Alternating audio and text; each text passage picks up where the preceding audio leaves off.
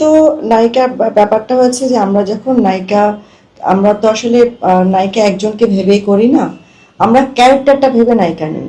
তো সেই ক্যারেক্টারে যখন আমরা প্রথম দিকে ভাবি তখন একজনকে ভাবি, তখন আমরা আম, একজনকে হয়তো অ্যাপ্রোচ করি বা তার সাথে কথা বলি, কথা বলার পর আমাদের হয়তো মনে হলো যে না, আম, এর চাইতে একটু ডিফারেন্ট কাউকে লাগবে।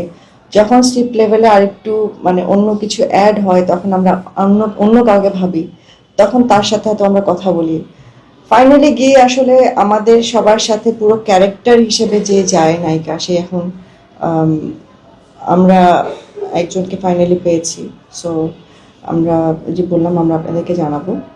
সো নায়িকা হিসেবে তো অনেকের সাথে কথা হয়েছে, but finally character pool of করাটা হচ্ছে আমাদের জন্য মেইন ইম্পর্টেন্ট একটা ব্যাপার।